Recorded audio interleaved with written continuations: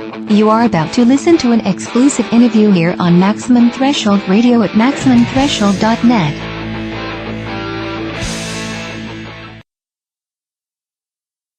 Maximum Threshold Radio. Hi, this is Jeff Duncan calling. Hey, Jeff, what's going on, man?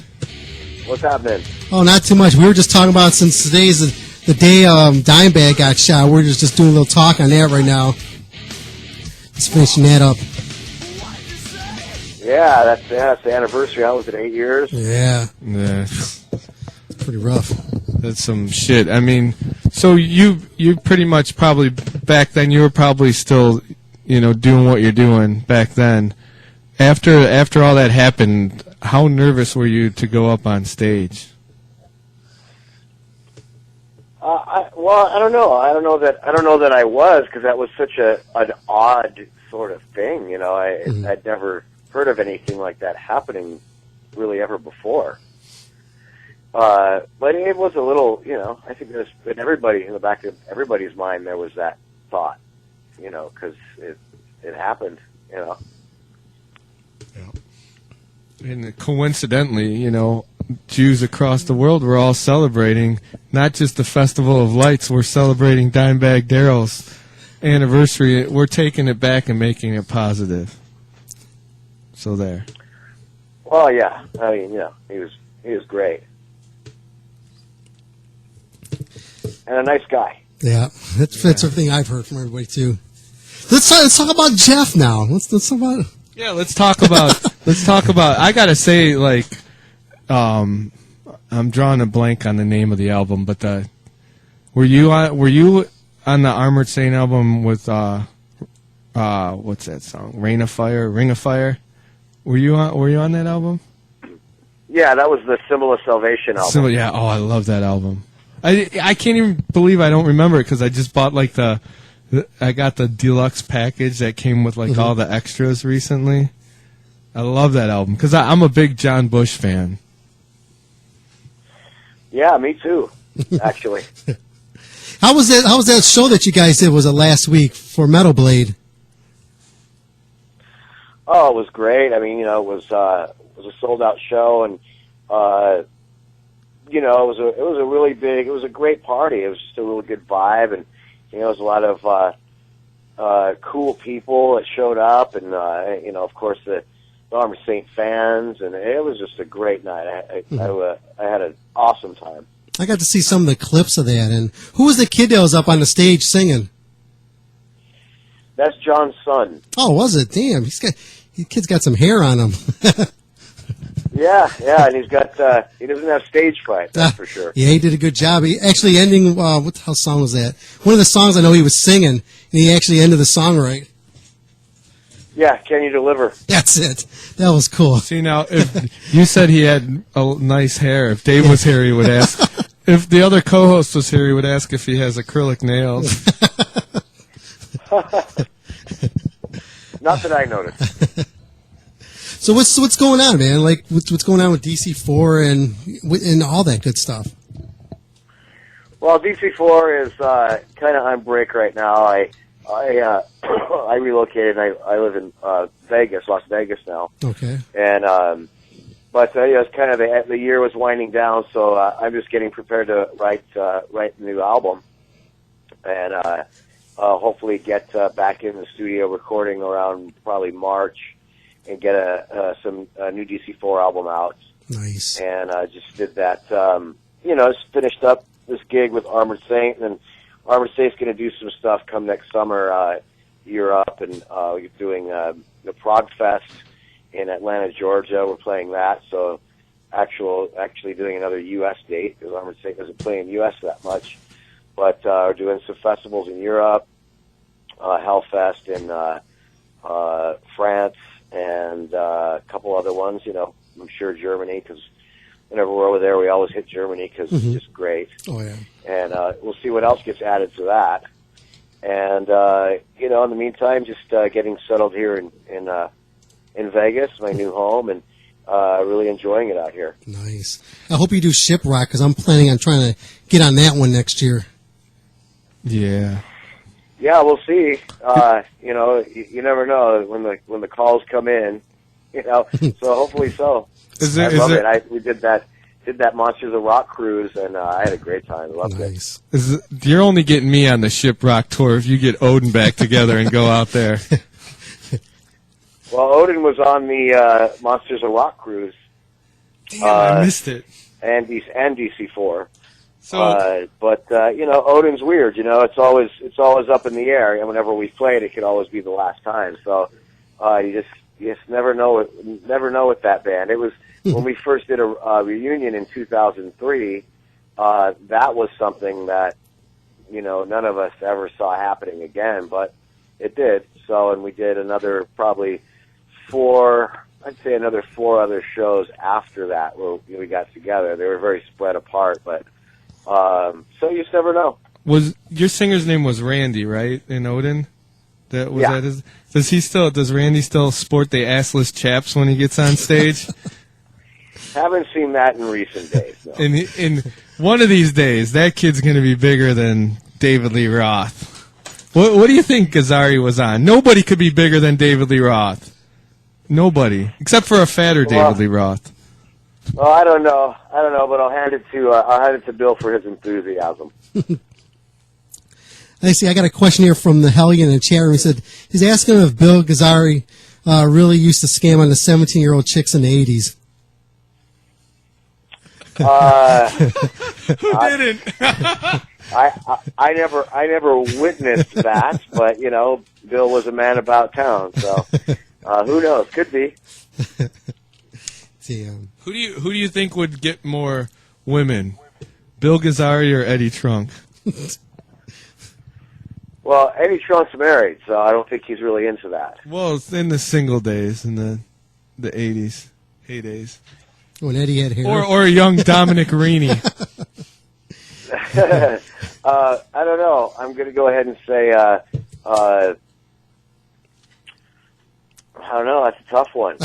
Probably Bill Gazzari, because, he had a cool hat. Yeah, chicks like hats. That's right. So for the next DC4 record you're gonna work on there, are you gonna do anything different? Or are you gonna keep the formula the same way? Well, we'll see. It just depends on what comes up material-wise. I think that our first album we did was Volume 1, which was with a different guitar player. It wasn't with Rowan. And then after that was Explode, which was a bit different from the first album. Mm-hmm. And then Electric Ministry had its differences from Explode. Yeah. So, we'll just see. I mean, we don't really... Something that's consistent with the band is that it's a hard-hitting rock band. Oh, yeah. But as far as where we're going to take that in terms of the material, what the overall album says, we don't really think about it too much because we can do whatever it is that we want. Mm-hmm. We don't have anybody breathing down our throat, or you need to do this, you need to write songs like that. DC4 is about songs and doing what we want to do. So we'll see what comes out of that. But one thing I know for sure is it'll be definitely real punchy and rock and roll like all the other ones. Yeah, I've loved DC4. It has to be like over the years my favorite band. And that's no bullshit either. I mean, you guys, the sound you have there is just really, really good. And man, the vocals that you give it, man, it's right there, man. I love it. And I love the lyrics. The lyrics, you do a great job with that. And, working with Rowan, I mean, he just does phenomenal work with that. And that's all I got to say about that. Well, thanks. Yeah, I really appreciate that. It's, DC4 is my baby and just a really great thing, myself and my brothers, and then of course when Rowan came in, and we did the Explode album, it really kind of took the band to another place, and it turned out he was the right guy. And we've really been committed to it and just love it, and don't plan on ending anytime soon. It's just kind of, I love Armored Saints, and I love being a member of Armored Saints, but at the same time, as far as writing and making music, that's not, I have more than that in me to do. So DC4 was kind of necessary. Yeah. Because there was more stuff going on, and what are you going to do with all this material and these songs? And so that's how DC4 was born. Out of let's going to have to put another band together because there's plenty of music to go around. So it's a real special band to all of us. And whenever I hear someone like yourself tell me how much you like it, I really appreciate that. Yeah, I remember that the first song I heard was Candy Cane, and that was such a classic in my eyes. I was like, there's nobody out there putting together lyrics to a song these days with some real powerful guitars, and it was something that was different when it came out, and it was something I think a lot of people needed to hear because music was really sucking back then, and I'm glad you put that out there. Yeah, well, it's funny because a song like Candy Cane was I kind of wrote that song goofing around, and lyrics are real tongue-in-cheek, and it turned out to be one of our most popular songs, and I wrote that song probably about, I'm going to say I wrote it in like 1995, maybe, something like that, but it didn't come out on an album until 2007, 2008, which was funny. It's funny it wasn't on our first album, but it resurfaced, and it was just funny that it turned out to be one of our most popular songs. Like, well, if I would have known that, I would have recorded it a long time ago. Yeah.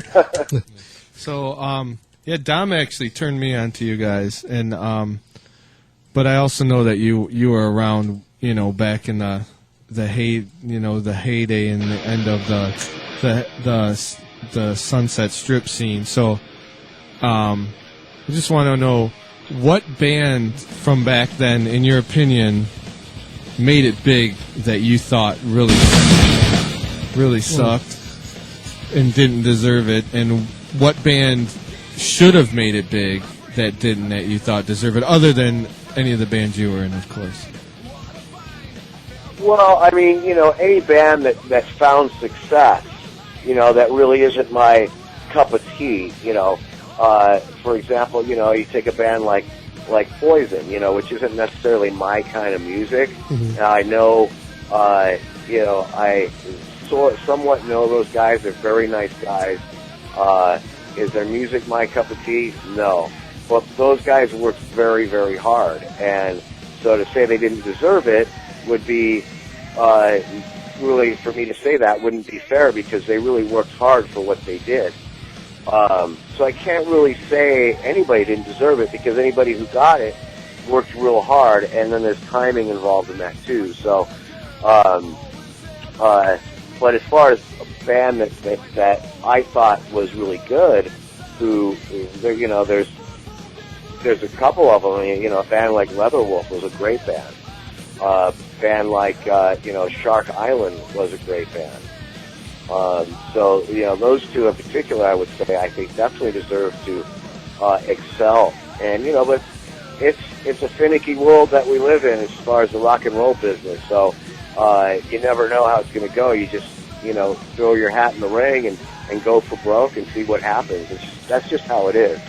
So being around back then, how did you not end up in London at some point? Well, that band was a little bit before my time. But then, I was going to clubs. The first band I ever saw in a club was Motley Crue, so which was at the Whiskey in 1982, I think, or something. It was like their third gig. But so London was kind of, Nicky had been in London, and London was kind of kicking around, but I was a little too young to be a part of that at the time. Because I'm actually I'm a fan of London and subsequently The Priest, and I know that over the years almost everybody's been through that band, and even in the decline of Western civilization, which obviously you were in with Odin. You were in with Odin and that, right, at that point? Yeah. And all those other bands, Faster Pussycat. Let's see, who else is Lizzie Borden. Oh yeah.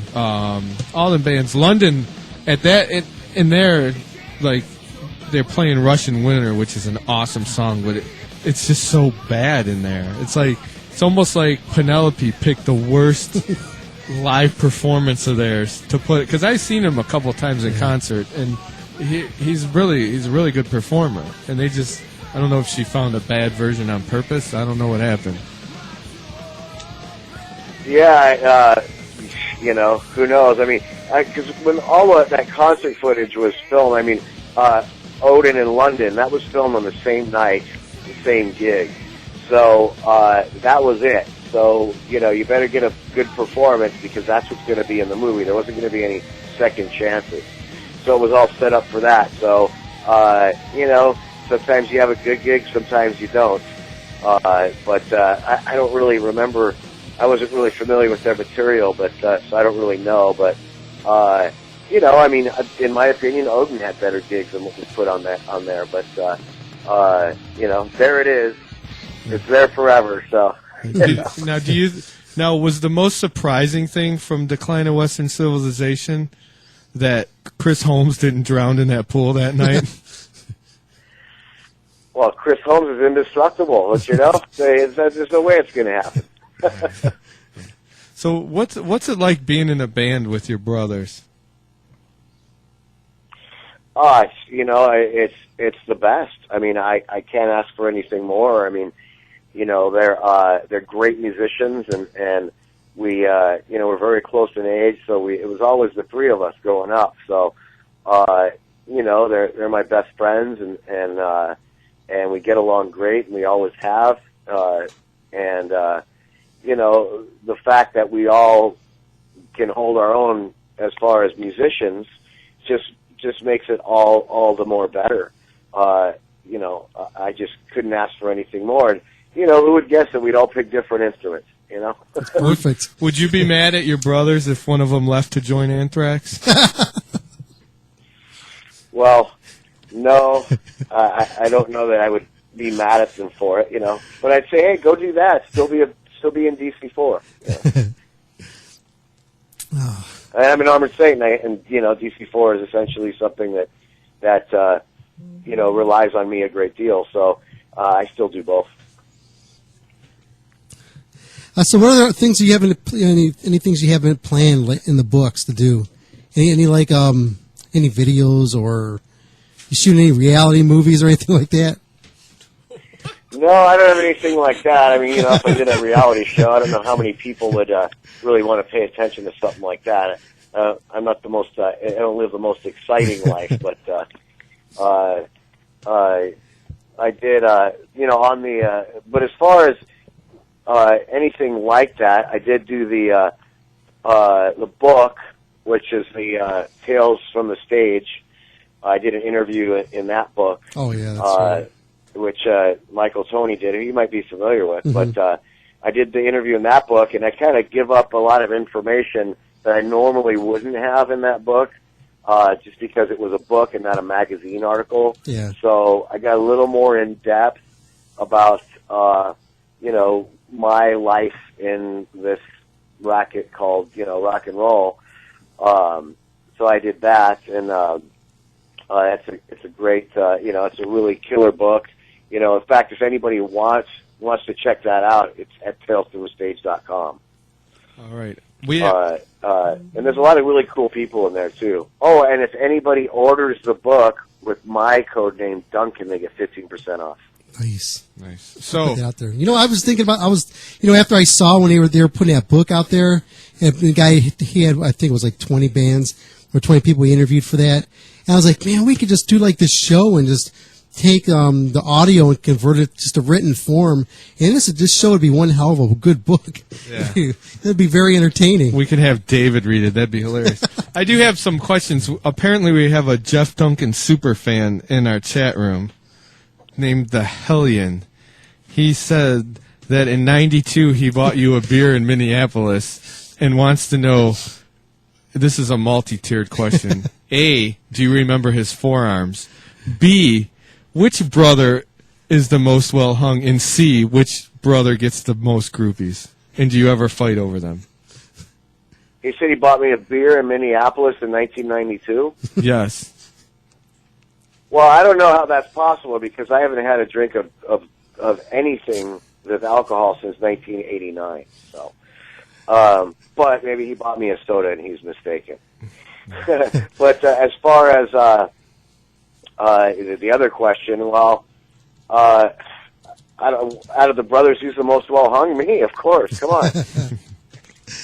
But groupies is that's a funny thing. I mean, my one brother, he is basically married, and my other brother has girlfriend he lives with. So and groupies, it's not as prevalent as it once was, and I don't really think that we're so much interested in that maybe as we were in our younger years.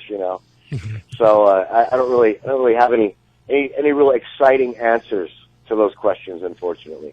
That's okay. Would you quit DC4 to join Devo? To join Devo? That's our another super fan, Beavis, wants to know. Well, who wouldn't? Who wouldn't quit their band and join Devo? There you go. That's the answer that everybody should say, but nobody does. We are going to have to let you go, Mr. Duncan, and I want to thank you for your time. But before we go, two things. One, we want to know where we can find out all things Jeff Duncan, DC4, Armored Saint, and the future of Devo with you. So you want to tell us your websites, your Facebook, MySpace, Tumblr, Twitter, whatever, all that shit. You want to give us the lowdown on that? Yeah, well, anybody can get anything and all things DC4 on DC4rocks.com. You get our CDs there, merchandise, everything available there. Contact anybody in the band. Also, there's my Facebook page. It's real easy to find, which is, just look up my name. You'll find me on there. And I also have the Jeff Duncan fan page, which just got started maybe a few months ago. So I'm real easy to find, not hard to find at all. And anybody, wants to talk to me or has any questions or anything like that, feel free to just send me a personal message. And, I love talking to the people and the fans and love to be interactive with everybody like that. Nice. So, so DC4rocks.com, anything DC4. Armored Saint has a Facebook page as well. Anything, Armored Saint on there, or anybody who's interested in Armored Saint Records, just go to metalblade.com. Everything's available through the label on that end. So it's all out there, it's all available, and anybody out there, just say hello and we'll talk. Sounds good. Jeff, what DC4 song do you want us to end this with? We started the show with Electric Ministry, but what other song would you like us to play? Triple X. Got it. Okay, I'll load that up right now. Well, definitely, I thank you very much for being on the show, and you've always been great to us, and we really appreciate it, especially over the years. Oh, well, likewise. It's always a pleasure to be on the show, and I can't say how much I appreciate the support. Oh, thank you. And have yourself a good evening there, and we really appreciate it again. Thank you, Jeff. All right. Don't forget us when you join Devo. Okay, you got it. Have a good one, man. All right, bye-bye. And here you go. This is Triple X. This is DC4. We're back after this. Max and Threshold. Thanks, Jeff, for being on.